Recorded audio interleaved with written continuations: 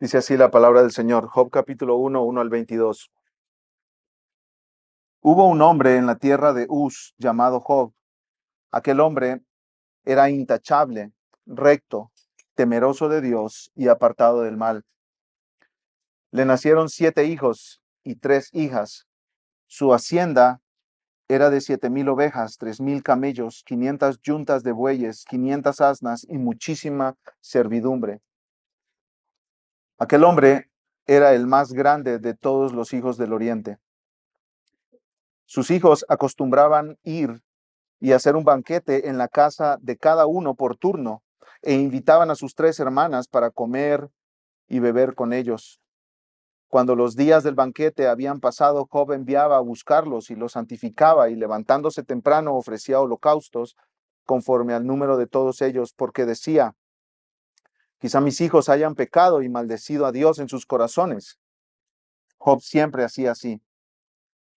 Un día, cuando los hijos de Dios vinieron a presentarse delante del Señor, Satanás vino también entre ellos. Y el Señor preguntó a Satanás: ¿de dónde vienes? Entonces Satanás respondió al Señor: de recorrer la tierra y de andar por ella. Y el Señor dijo a Satanás: ¿te has fijado en mi siervo Job?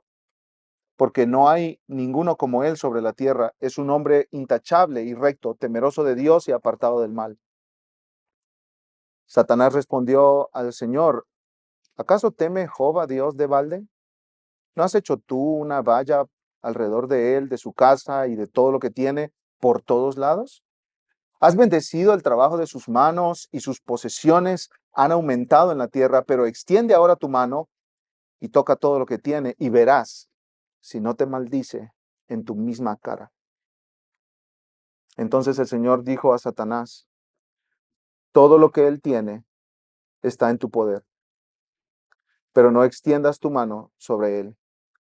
Y Satanás salió de la presencia del Señor. Y aconteció que un día, en que los hijos y las hijas de Job estaban comiendo y bebiendo en la casa del hermano mayor, vino un mensajero a Job y le dijo: los bueyes estaban arando y las asnas paciendo junto a ellos, y los sabeos atacaron y se los llevaron.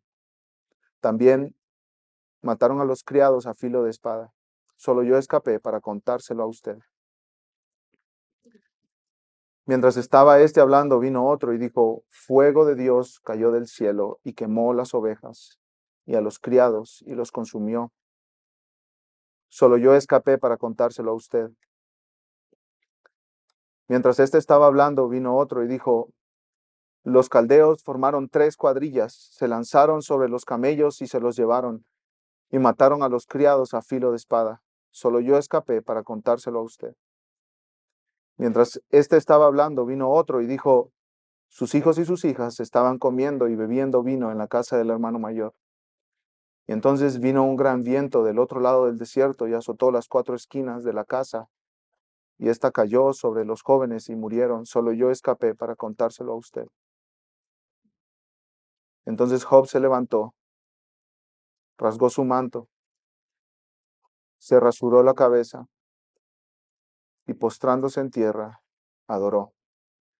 Y dijo: desnudo salí del vientre de mi madre, y desnudo volveré allá. El Señor dio y el Señor quitó. Bendito sea el nombre del Señor. En todo esto Job no pecó ni culpó a Dios. Todos sufrimos. Nuestra vida comienza con dolor y llanto. El dolor de la madre cuando da a luz, y el llanto del bebé cuando sale del vientre.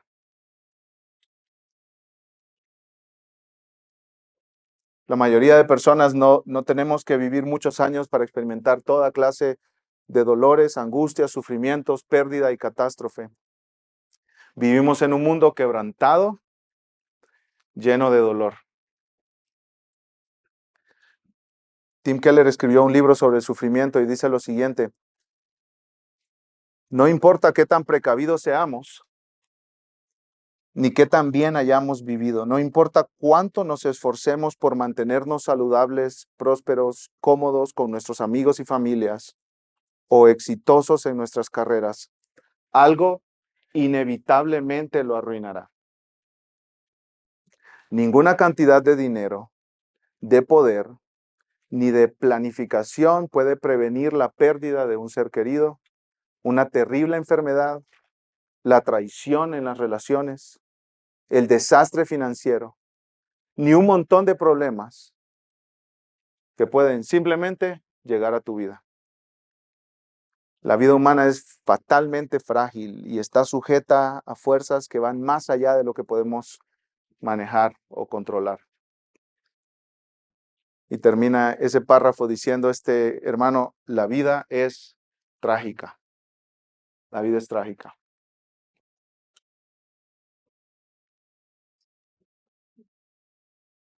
Yo no sé cuántos de ustedes vienen aquí hoy sufriendo profundamente. Quizá por algo que está sucediendo en la actualidad en su vida. O quizá por algo que le sucedió en el pasado. Abuso, abandono, violencia, pérdida.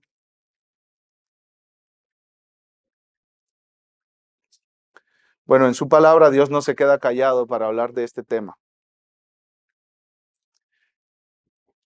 En la Biblia Dios no esconde este tema tan difícil del sufrimiento. Y esto queda muy claro en el libro de Job. Dios nos ha dado este libro que tiene 42 capítulos. No es un tratado corto, son 42 capítulos donde lenta y a veces hasta tediosamente tenemos que ir a través de conversaciones entre diferentes personas para entender el sufrimiento, para entender qué es esto, cómo responder al dolor. Hoy comenzamos una serie nueva de predicaciones, pausando nuestra serie del Evangelio de Lucas, y vamos a pasar varias semanas, quizá más de un par de meses, en este libro. ¿Y por qué? ¿Por qué iniciando el 2026 una serie sobre Job? Bueno, esto lo hemos venido planeando con el liderazgo de la iglesia desde hace quizá más de un año, y tenemos 4 razones para comenzar una serie de sermones sobre Job. Y las quiero mencionar en este momento. En primer lugar, necesitamos aprender cómo enfrentar el sufrimiento. Nosotros los creyentes necesitamos aprender cómo enfrentar el sufrimiento. El sufrimiento es uno de los temas principales de la Biblia. Desde que el pecado entró al mundo, cuando Adán y Eva desobedecieron a Dios, el sufrimiento ha sido parte de la historia de la humanidad. Y la Biblia no se queda callada sobre esto. En Génesis hay mucho sufrimiento, problemas familiares profundos, traiciones, engaños, asesinatos, pérdida de hijos, incluso tanto sufrimiento como el diluvio mismo, donde todos excepto 8 personas murieron. Hay sufrimientos ahí naturales, por catástrofes naturales, hay sufrimientos por pecados unos contra otros, hay sufrimientos familiares. Hay mujeres que no pueden tener hijos y lloran por eso. Y luego pasamos a Éxodo, un pueblo entero en un desierto, al punto que toda una generación murió ahí, enterrados en el desierto. Y si seguimos leyendo, podemos ir viendo en cada libro de la Biblia cómo entra el sufrimiento y cómo Dios trata el tema del dolor y la pérdida y la angustia y el duelo a través de todo el Antiguo Testamento. Y cuando llegamos a los Salmos, que es el himnario, el libro de cantos del pueblo de Dios, tenemos 150 cantos, y de esos 150, más de 50, más de la tercera parte son salmos que se llaman salmos de lamento. Y nosotros leemos clamor desgarrador de hombres reales que están sufriendo, que los están buscando para matarlos, que han perdido lo que tienen. Algunos salmos de lamento son salmos de lamento por el mismo pecado del que está escribiendo el salmo.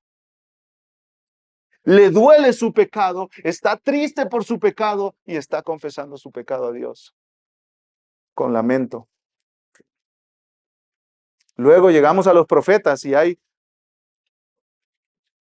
un libro entero que se llama Lamentaciones.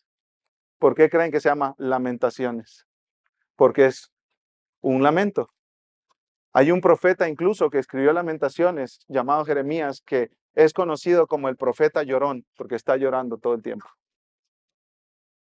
Job y Eclesiastés se escribieron para tratar con el tema del sufrimiento, del dolor y a veces la vanidad de muchas cosas en la vida. Y luego llegamos en el Nuevo Testamento y vemos a Cristo colgado en una cruz, el mayor sufrimiento de la historia de la humanidad. Y a los cristianos se nos dice que tenemos el privilegio no solo de conocer a Cristo, sino también de padecer con Él. Y la Biblia dice que eso es un privilegio. Y la carta a los Hebreos y la carta primera de Pedro son cartas dirigidas a cristianos que están sufriendo, que han perdido sus trabajos, que están siendo perseguidos, que están siendo encarcelados, no porque son delincuentes, no porque son personas que merecen eso porque se han portado mal, sino porque están sirviendo a Cristo y siguiendo a Jesús. En la Biblia se nos presenta a Cristo, el Rey del universo, como el siervo sufriente, varón de dolores, experimentado en quebranto o aflicción, no con unos pocos momentos de sufrimiento en su vida, sino experto en sufrir, experimentado en sufrir. Ese es el Cristo que predicamos en esta iglesia y ese es el Cristo que está llamando a todos aquellos que creen en Él a seguirle. Y seguirle significa seguir su ejemplo, incluso respondiendo piadosamente al sufrimiento. Ahora, el problema es que en la iglesia en general no hemos hecho un buen trabajo de enseñar a los cristianos a sufrir y a sufrir bien, a sufrir piadosamente, a sufrir para la gloria de Dios. No hemos hecho un buen trabajo en la iglesia enseñando a las personas a pensar correctamente sobre el mal y el sufrimiento. ¿Por qué hay mal en este mundo? ¿Por qué la gente sufre? ¿Y cómo puede responder las personas al sufrimiento? ¿Significa el hecho de que existe el sufrimiento y el mal que no existe un Dios bueno y bondadoso? Muchos niegan a Dios, la existencia de Dios con este argumento, ¿cierto? ¿Cómo es posible que un Dios bueno y bondadoso permita el abuso sexual a menores? ¿Cómo es posible que un Dios bueno y bondadoso y todopoderoso, que puede cambiar las cosas en un instante, permita que haya tsunamis que arrasen con ciudades enteras y catástrofes como erupciones de volcanes o terremotos que sepulten pueblos enteros? Eso quiere decir que Dios no existe. ¿Y cómo ha entrenado la iglesia al pueblo de Dios? ¿Cómo hemos los pastores entrenado al pueblo de Dios a sufrir y a sufrir piadosamente para la gloria de Dios y a responder las preguntas que tienen las personas sobre el sufrimiento? Aquí yo creo que nosotros hemos fallado, pero también hemos fallado porque estamos siguiendo la cultura. Vivimos en un tiempo en Occidente, en esta parte del mundo, donde se prioriza la felicidad inmediata a toda costa y la comodidad. Y no queremos dolor, nadie quiere dolor.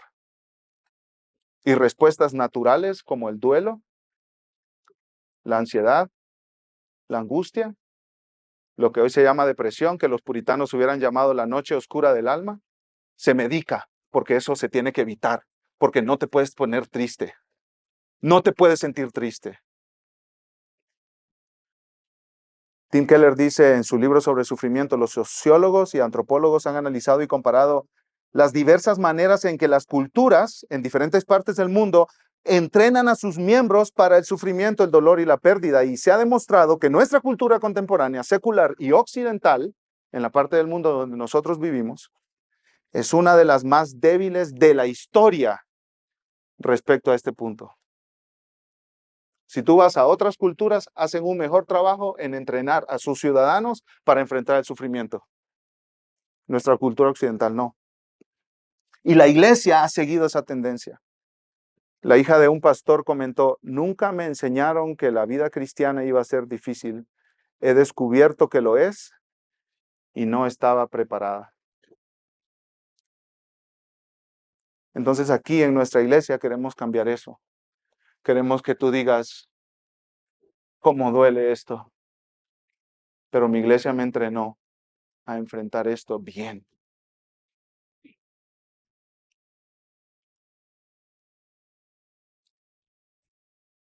Y quizás tú digas, Daniel, no seas exagerado,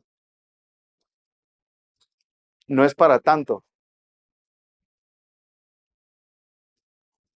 Creo que te estás pasando con eso de sufrir y la noche oscura del alma y la angustia. Bueno, si eso está en tu mente, quizás tengas cerca de los 20 años y tu mayor problema sea que se te va el internet cuando estás jugando tu Xbox. Pero quiero asegurarte, niños que están aquí, hijos, me escuchan, la vida es difícil, es muy difícil. No podemos decir otra cosa. Por más que sus papás los amen con todo su corazón, la vida es difícil. Y van a perder muchas cosas. Y van a llorar muchas lágrimas. Y van a sufrir mucho. Y aquí en la iglesia queremos ayudarles. Queremos prepararlos. No queremos engañarlos. Los amamos con todo nuestro corazón. Hacemos todo lo que podemos para servirlos, cuidarlos, protegerlos.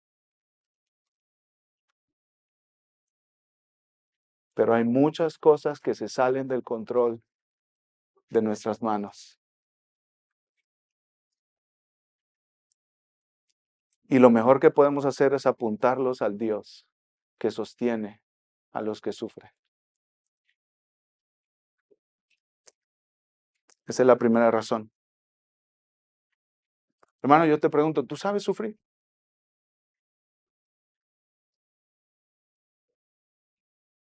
¿Tú sabes sufrir? ¿Tú sabes responder al dolor piadosamente? ¿Tú sabes responder al sufrimiento piadosamente?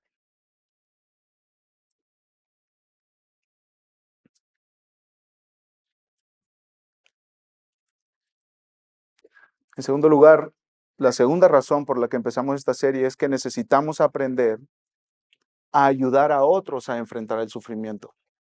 Una cosa es cuando yo sufro y yo necesito aprender a responder al sufrimiento. Pero otra cosa es cuando mi hermano sufre y yo lo estoy viendo sufrir.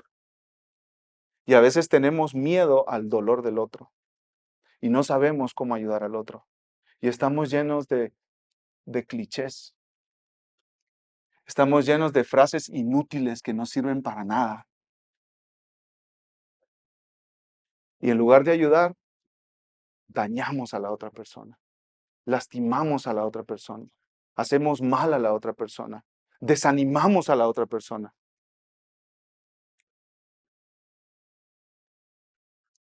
Tenemos comentarios fuera de lugar, totalmente inapropiados. Tenemos miedo a la angustia de otros. Acusamos a otros en medio de su dolor cuando es tiempo de acompañarlos y consolarlos. Tenemos nuestras discusiones teológicas, ¿cierto? De lo que dicen las confesiones de fe y los libros. Pero cuando ves al otro desgarrado, ya ni sabes qué decir. A veces damos respuestas fáciles. Y no hay respuestas fáciles en el sufrimiento. No existe. Por eso Job tiene 42 capítulos, donde tú tienes que ir ahí lidiando con esta poesía rara para procesar el dolor de este hombre y aprender a procesar tu propio dolor. Queremos que la gente deje de llorar y se sienta bien lo más pronto posible. Y no funciona así, mis hermanos. No nos han enseñado cómo ayudar a otros a enfrentar el sufrimiento, pero el libro de Job está aquí para ayudarnos. Y es importante que recordemos esto. Job no da una respuesta fácil para el sufrimiento. Este libro te confrontará a ti con las respuestas fáciles pero inútiles que tú das para el sufrimiento, el tuyo y el de otros. Prepárate para ser desafiado en todas tus respuestas inadecuadas al sufrimiento.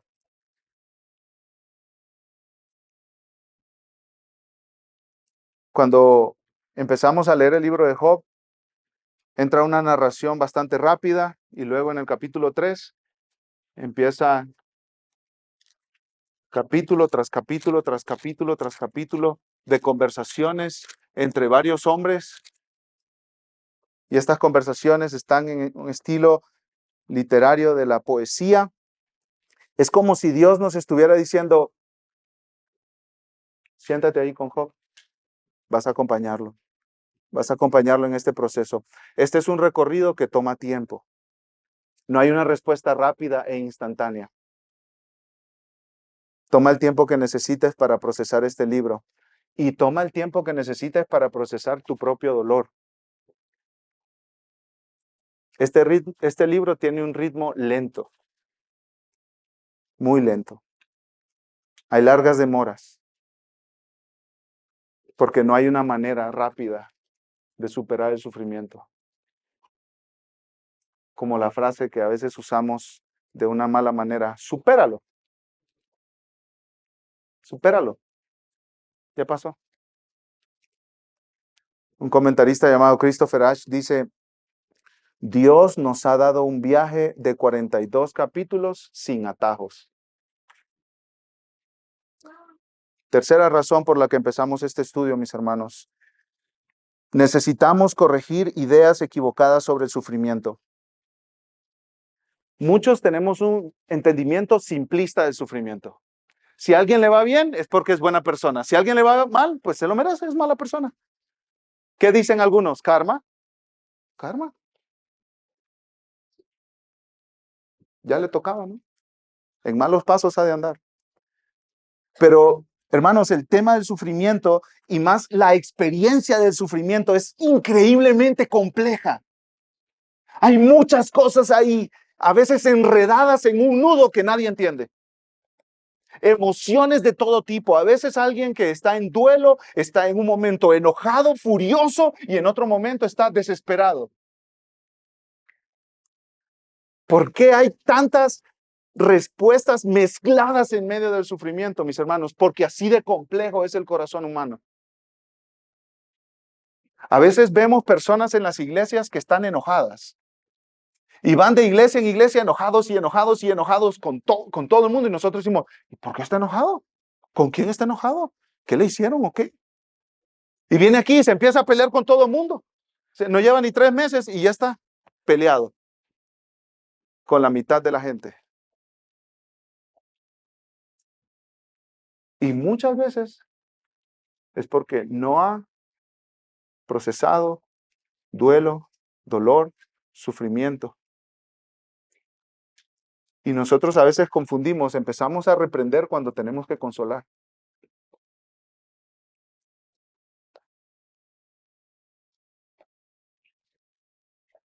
El sufrimiento es difícil de entender y nosotros debemos corregir ideas equivocadas sobre el sufrimiento, y eso queremos hacer con esta serie en el libro de Job. Número 4, mis hermanos, necesitamos conocer mejor a Cristo, el siervo sufriente. Esto es lo más importante del libro de Job. Hay varios comentaristas que muy apropiadamente dicen que las canciones, los cantos del siervo sufriente de Isaías 40 al 55 son basadas en el libro de Job. Isaías es un profeta que nos habla de Cristo, de que Cristo vendrá a cumplir su obra de redención por su pueblo.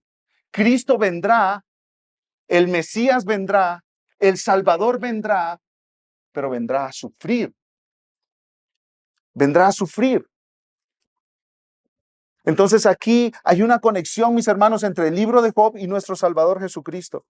Job es un hombre íntegro que teme al Señor, inocente, pero que sufre. Isaías nos presenta a este siervo que sufre, incluso que muere, que es rechazado, que es condenado. Pero este siervo sufriente es perfecto. Es un cordero que va al matadero y este cordero no tiene mancha. Es el cordero del sacrificio.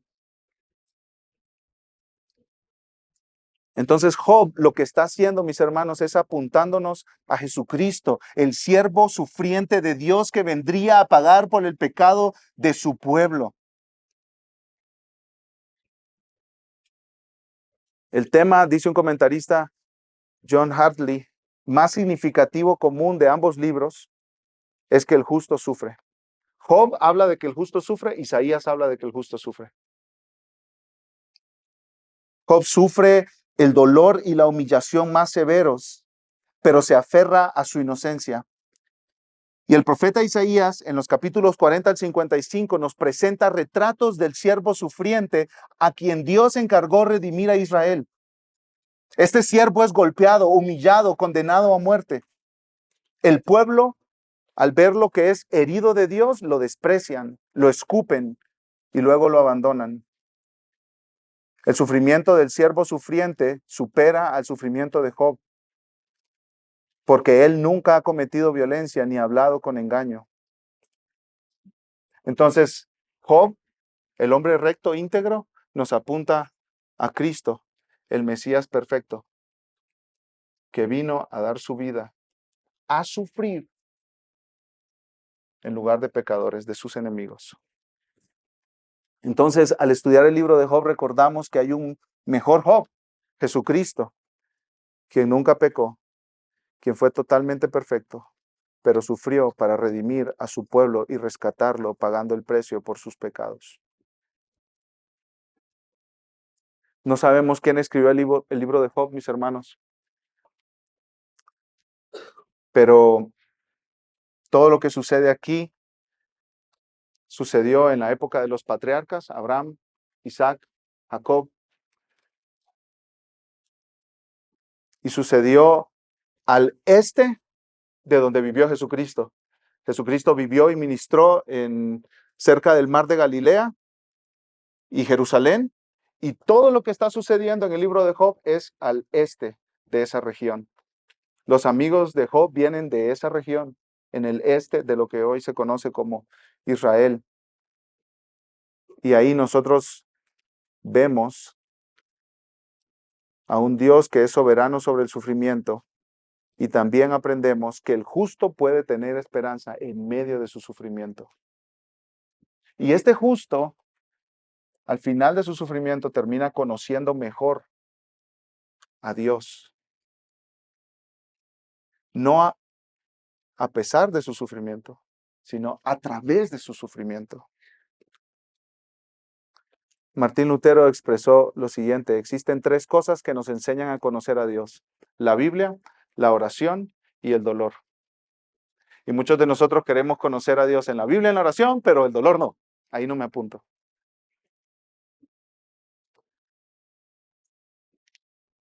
Y Job nos dice, muchas veces es necesario. Incluso, mis hermanos, muchas veces es indispensable el dolor para traernos a Dios.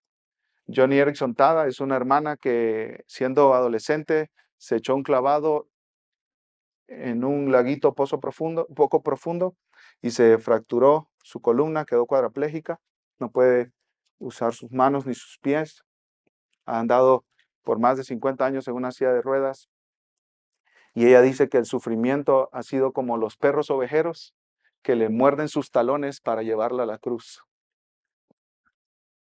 Y así es el sufrimiento. Muchos ni nos acercaríamos a Dios, ni a Cristo, ni al Evangelio, ni a la Biblia, ni a la iglesia, si no es porque los perros ovejeros del sufrimiento vienen ladrándonos en los talones hasta que nos llevan a la cruz. Y eso está bien. Lo he repetido con muchos de ustedes, mis hermanos, en las salas de sus casas, en la sala de mi casa o en algún café por ahí. Cualquier cosa que te acerque a Cristo Jesús es buena para ti. Duele, es incómodo. No queremos, no lo queremos. No somos masoquistas que disfrutamos el dolor, pero es bueno. Es bueno para ti. Y fue bueno para Job.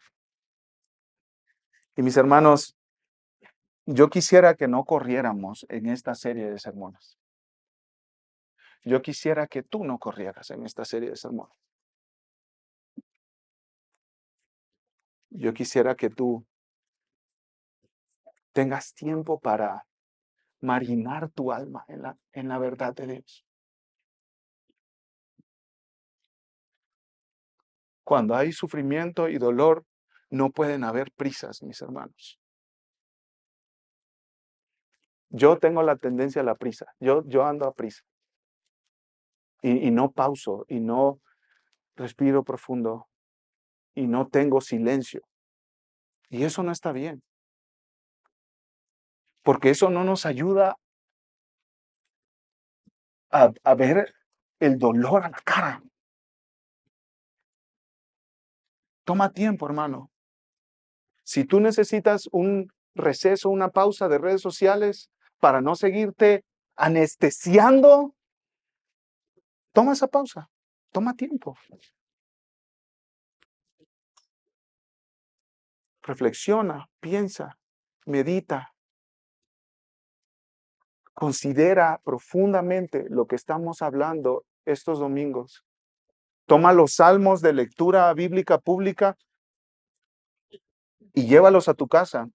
Y marina tu alma con esas palabras. Aprende el lenguaje de lamento de las Escrituras, porque o lo necesitas hoy o lo necesitarás.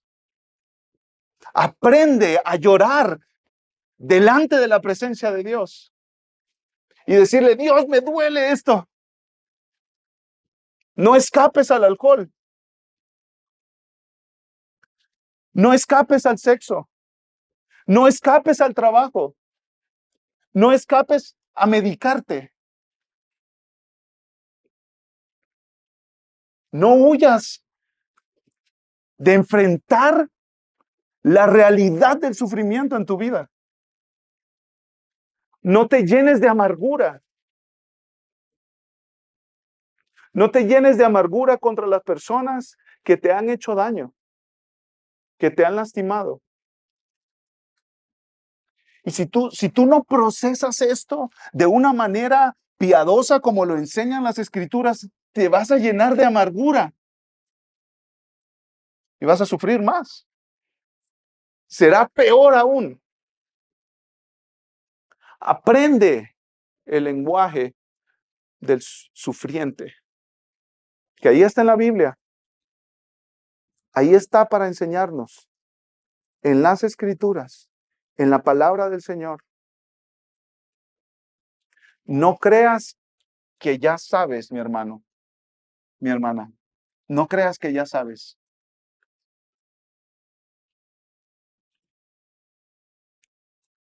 Job creía que sabía, pero tenía mucho que aprender todavía. Tenía mucho que aprender todavía. Yo quiero, mis hermanos, que en estas semanas nosotros tomemos una pausa y oremos juntos como congregación al Señor. Dios, enséñanos a sufrir bien para tu gloria. Como padres debemos enseñarle a nuestros hijos a sufrir bien, a responder piadosamente al sufrimiento.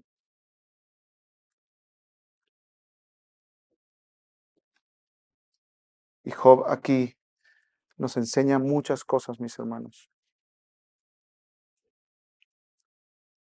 Mira cómo empieza este libro en el versículo 1. Hubo un hombre en la tierra de Uz llamado Job. Un hombre. Job vivió en la época de los patriarcas y generalmente a los patriarcas se les menciona con su genealogía.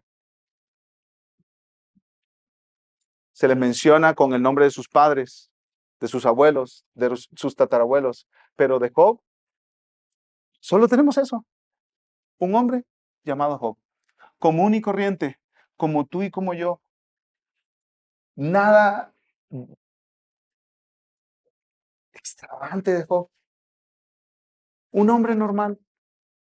que sufrió profundamente, que lloró, que peleó, que dudó, que le reclamó a Dios, como es natural que nosotros hagamos.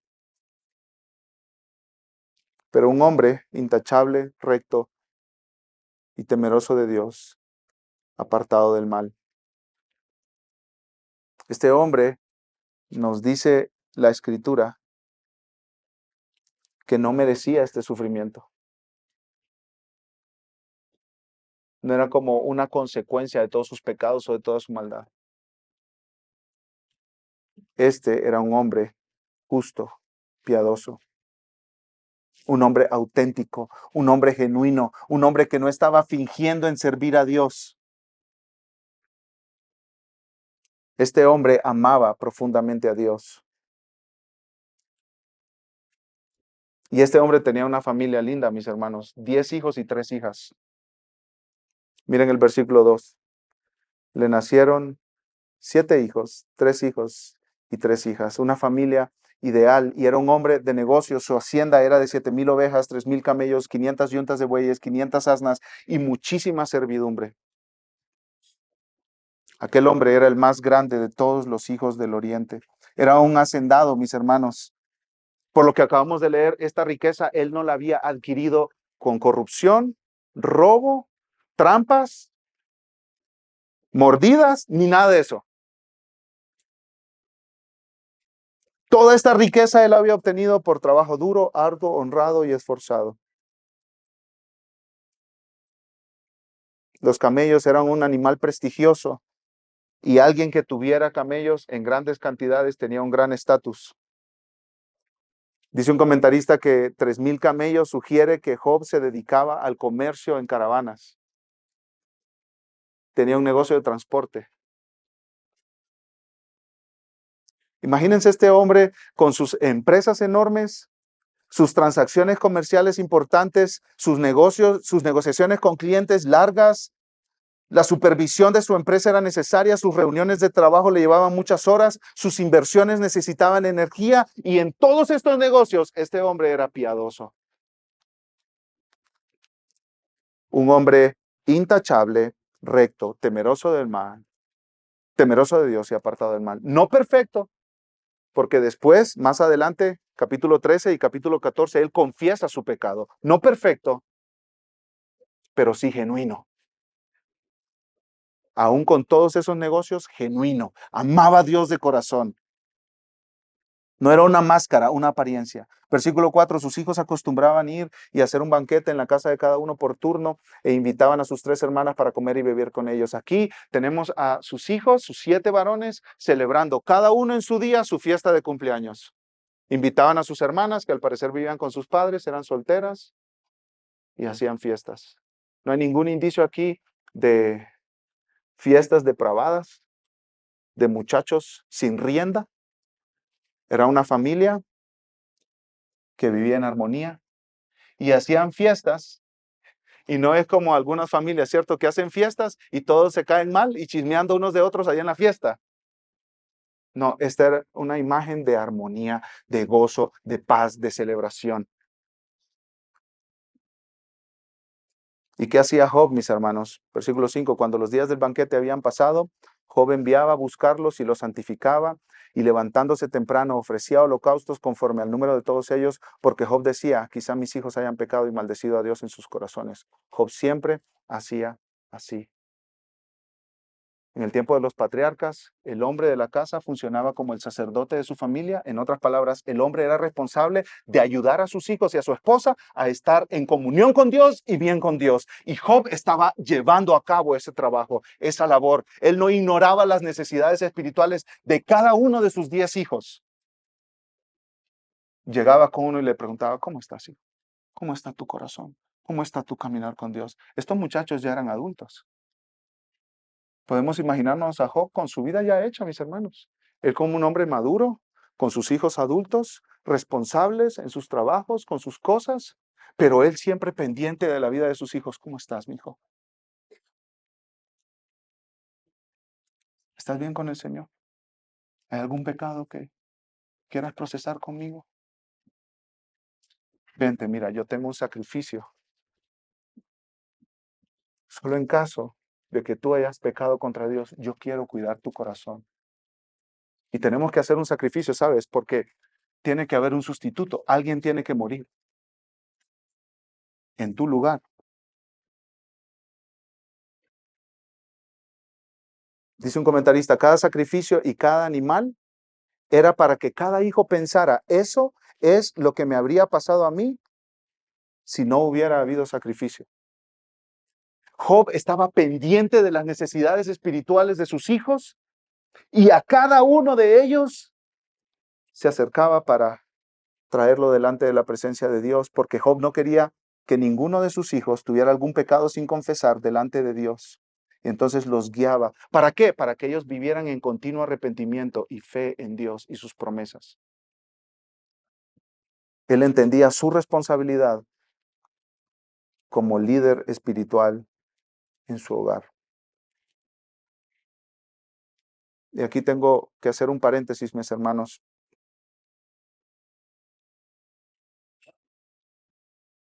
Hombres, papás, tengo que hablar con ustedes. ¿Estamos guiando nosotros a nuestros hijos y a nuestra familia a Dios? ¿Estamos cumpliendo esa responsabilidad que nos toca a nosotros? Voy a leer una cita de un escritor, Tad Thompson. Dice, los padres generalmente harán todo lo necesario para ver a sus hijos que sean exitosos en la escuela, los deportes, la actuación y la música. Gastarán mucho dinero, tiempo y esfuerzo en esos asuntos que son temporales. Sin embargo, pocos toman tiempo estratégico para dirigir a sus hijos en las cosas de Dios. Los padres deben hacerse una evaluación para saber cómo están preparando a sus hijos para que ellos vivan para Jesús. Y cito a otro hermano, Buddy Vaughan, si los padres crían a sus hijos para ser grandes doctores, abogados, atletas o músicos, pero no los entrenan para honrar y temer a Dios, han fallado. Han fallado. Fallamos como padres si entrenamos a nuestros hijos para cualquier cosa, menos para temer y honrar a Dios. Para practicar, para aplicación. Mañana es lunes. Daniel, ¿y esto cómo lo hago? Hay algo que se llama adoración familiar. Se trata de que el padre, el hombre de la casa, llama a su familia, quienes estén ahí, y les dice, familia, vamos a leer un versículo de la Biblia y vamos a orar. 5 minutos. Está bien. Eso está bien. Lee la palabra, ora y los despide. Eso es algo muy práctico que podemos hacer en nuestros hogares. Y si se anima, pone un canto de YouTube y lo cantan ahí en familia. No es complicado, no necesitas un doctorado en teología, es muy sencillo.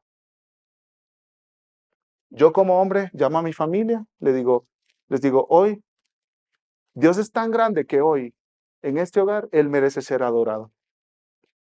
Y guío a mi familia en adoración. Y ahí estoy siguiendo el ejemplo de Job.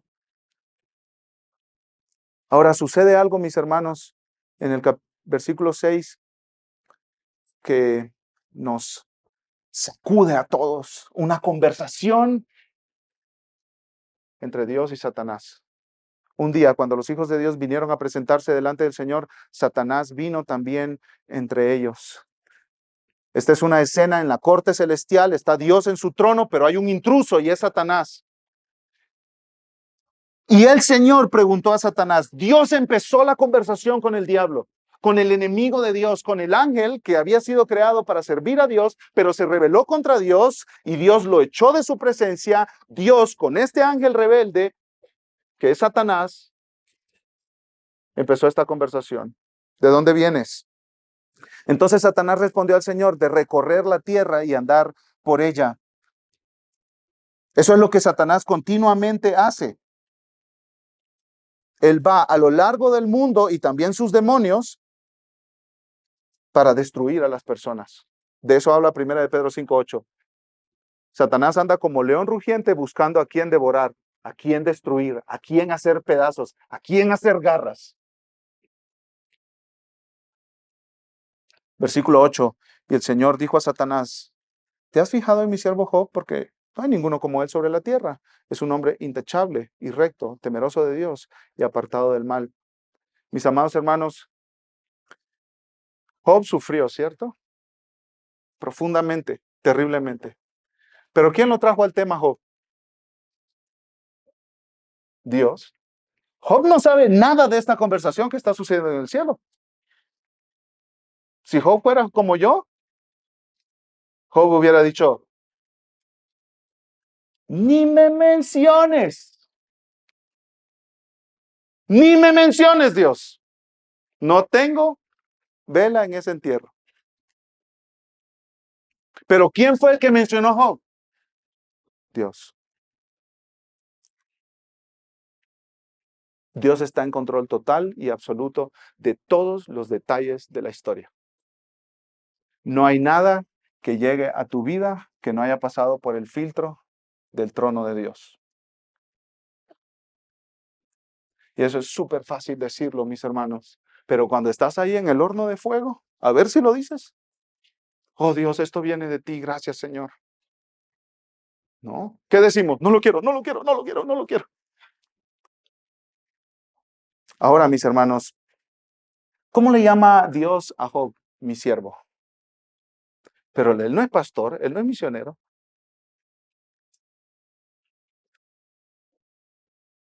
Pero es que no solo los pastores y misioneros son siervos de Dios. Todos los que viven su vida en la vocación que Dios les ha dado para la gloria de Dios son siervos de Dios. Y Dios reconoce a Job como su siervo. Versículo 9, Satanás respondió al Señor, ¿acaso teme Job a Dios de balde?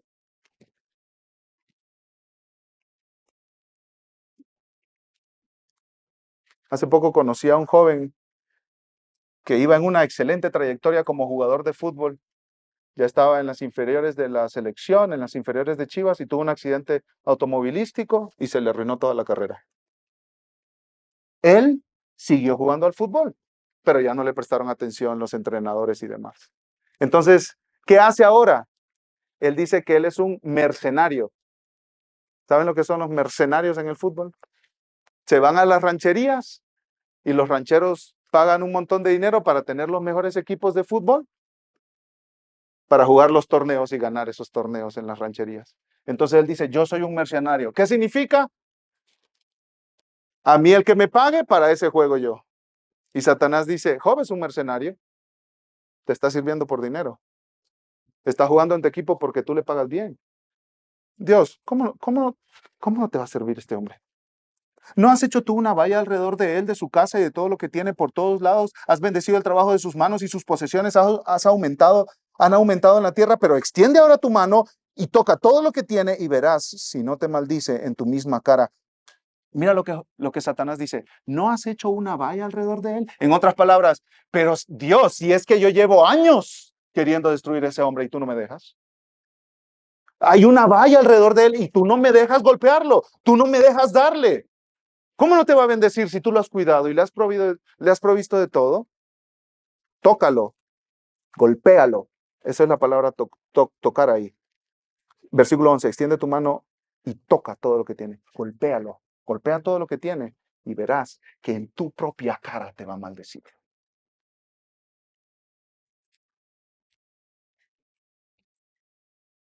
¿Y qué le dijiste, Dios?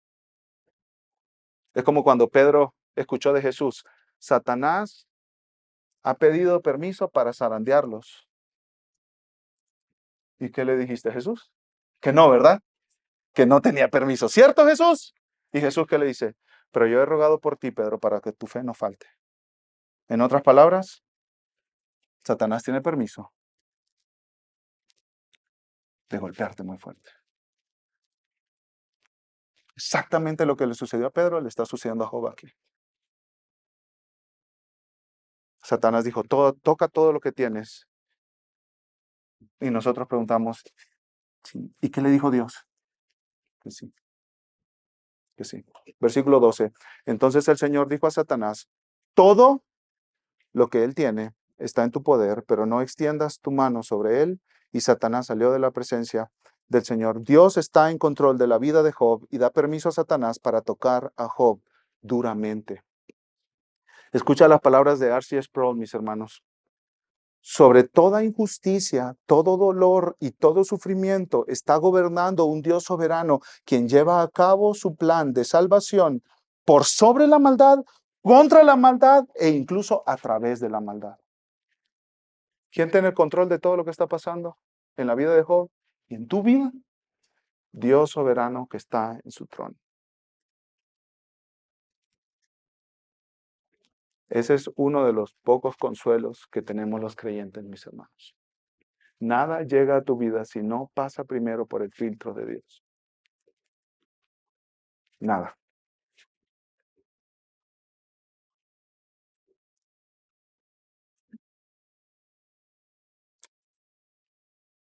Y ahí viene la catástrofe. Versículo 13. Y aconteció que un día, en el que los hijos y las hijas de Job estaban comiendo y bebiendo en la casa del hermano mayor, vino un mensajero de Job y le dijo, los bueyes estaban arando y las asnas paciendo junto a ellos, y los sabeos atacaron y se los llevaron. También mataron a los criados a filo de espada. Solo yo escapé para contárselo a usted. Mientras estaba este hablando, vino otro y dijo, fuego de Dios cayó del cielo y quemó las ovejas y a los criados y los consumió. Solo yo escapé para contárselo a usted. Mientras estaba hablando, vino otro y dijo, los caldeos formaron 3 cuadrillas, se lanzaron sobre los camellos y se los llevaron y mataron a los criados a filo de espada. Solo yo escapé para contárselo a usted. Ay, y es como, ya, señor, ya, ¿no? Todos los negocios, todos los empleados, toda la riqueza se acabó en un día, en un momento, en un abrir y cerrar de ojos. Ya, señor, ya. ¿Cierto? No, lo peor está por venir. Si tú eres padre, tú entiendes lo que yo estoy diciendo. Lo peor está por venir. Mientras este estaba hablando, vino otro y dijo, sus hijos y sus hijas estaban comiendo. Y ya sabemos para dónde va, ¿cierto? Estaban comiendo y bebiendo vino en la casa del hermano mayor, y entonces vino un gran viento del otro lado del desierto y azotó las 4 esquinas de la casa. Y esta cayó sobre los jóvenes y murieron. Solo yo escapé para contárselo a usted. Del sur, del norte, del este y del oeste. De todos lados atacaron a Job. Es destrucción, catástrofe y ruina. El hombre más rico terminó sin nada y sin hijos en un día. En un día.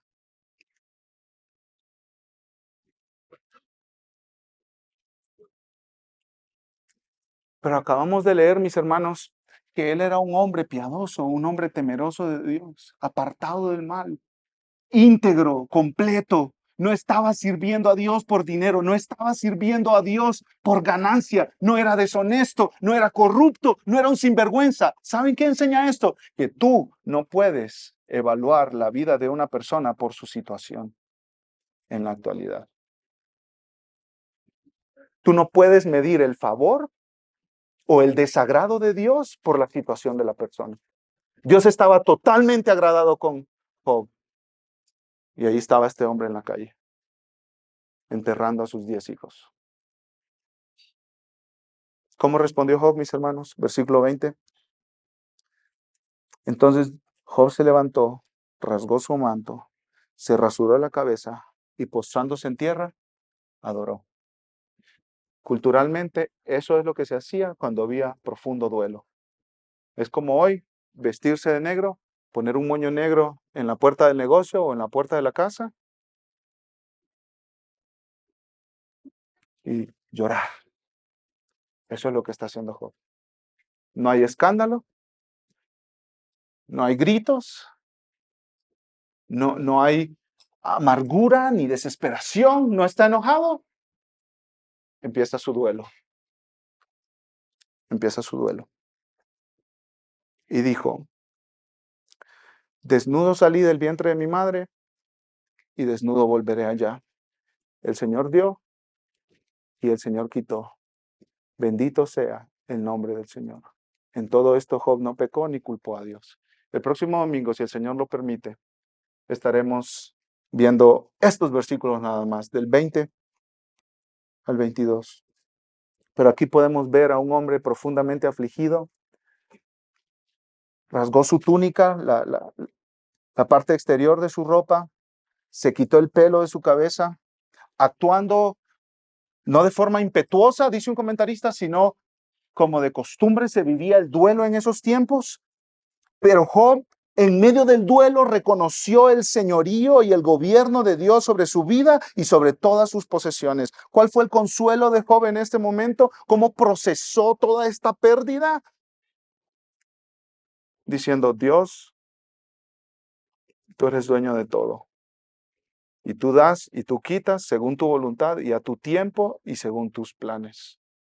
Todo lo que me toca a mí es adorarte. Job no está actuando como actuamos los millennials, y me incluyo, con un sentido de me deben, y si no me dan, están mal ustedes, me deben a mí, debes darme, mamá, debes darme, mi iPhone 17 nuevo, dame, y el empleador, pues que me trate mejor, o que me dé un bono, porque llegué temprano, dame, no, Job no, Job está diciendo, Señor, yo no tengo ningún derecho en todas estas cosas, porque todas estas cosas tú me las diste y tú, como son tuyas, tienes derecho de tomarlas cuando tú quieras. El Señor dio, el Señor quitó. Claro, hermanos, ahorita el día domingo aquí, todos muy bien arregladitos, es fácil decir esto. Pero cuando estamos ahí en el pozo del dolor, qué difícil es, mis hermanos. Dios no nos debe la salud, Dios no nos debe un buen trabajo, Dios no nos debe el cuidado de nuestros hijos, Dios no nos debe la vida de nuestros hijos, Dios no nos debe que nos traten bien en la iglesia, Dios no está en deuda con nadie, mis hermanos. Con el único que está en deuda a Dios es con Él y con sus promesas y con su palabra. Y cuando nosotros no aceptamos eso, no vamos a responder bien al sufrimiento.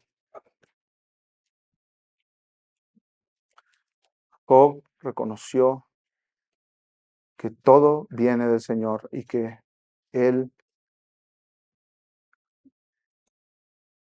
debía adorarle. Mira la frase al final, bendito sea el nombre del Señor. ¿Qué dijo Satanás? Tócalo, golpéalo, quítale todo lo que tiene y te va a maldecir en tu cara. Y sucedió todo lo opuesto. Job no maldijo a Dios en su cara, sino que bendijo a Dios en su cara. ¿Y cuál fue la respuesta inicial de Job? Y fíjense, respuesta inicial. Después veremos cómo él está procesando en todas sus conversaciones con sus amigos su dolor. Y no es ligero y fácil cómo él procesa su dolor. Incluso dice cosas que nos harán sentir incómodos a nosotros. Oye, así no se habla de Dios. Bueno, así está hablando él, que está ahí en medio del horno de fuego ardiente y le duele su vida. Pero en este caso, su respuesta inicial no fue maldecir a Dios, sino bendecir a Dios. Hermanos, ¿cómo respondes tú a la pérdida, al sufrimiento? ¿Sabes que acabamos de cantar un canto que dice, todo es tuyo y para ti, oh Señor, oh gran yo soy? Todo es tuyo. ¿De verdad todo, mi hermano? ¿Así lo piensas? ¿Así lo ves? ¿Tus hijos son de Él? ¿La vida de tus hijos es de Él? ¿La salud de tus hijos es de Él? ¿Tu trabajo es de Él? Recuerdo que hace un par de años le cayó un árbol encima a mi vehículo, de la nada. Y yo estaba angustiadísimo porque pues lo perdí. Perdí un montón de dinero ahí. Y leyendo la Biblia, Dios me consoló con un salmo que dice, los árboles de Dios le cantarán. Y yo dije ahí, Pues el árbol de Dios cayó en el carro de Dios. Pues Dios, gracias.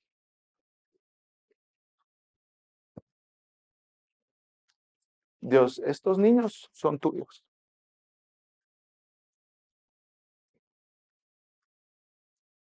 Por más difícil que sea decirlo, haz con ellos lo que quieras. Mi cuerpo es tuyo, mi trabajo es tuyo, la cuenta del banco es tuyo, todas estas propiedades son tuyas. Mis padres son tuyos, mis hermanos son tuyos, mi matrimonio es tuyo.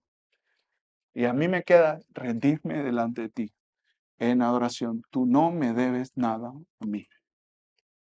Y te bendigo cuando das y te bendigo cuando quitas. Bendito sea el nombre del Señor. ¿Y saben qué, mis hermanos?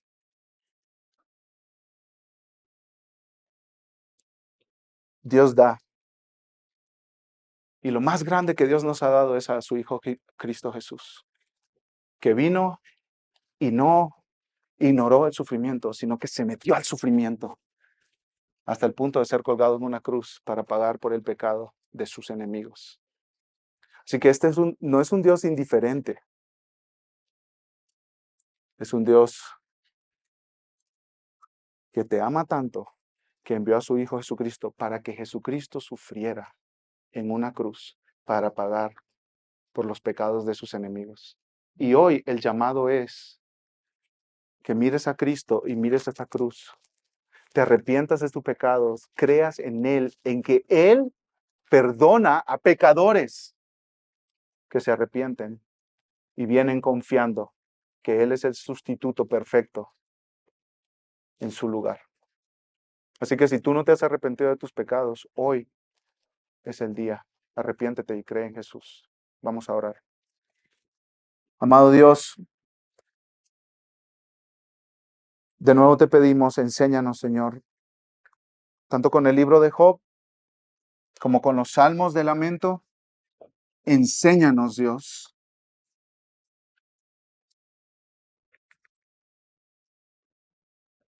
Enséñanos a sufrir de una manera que te glorifique a ti, pero sobre todo enséñanos más sobre Cristo y cómo Él vino a dar su vida para salvar pecadores. No ignoró el sufrimiento y el dolor.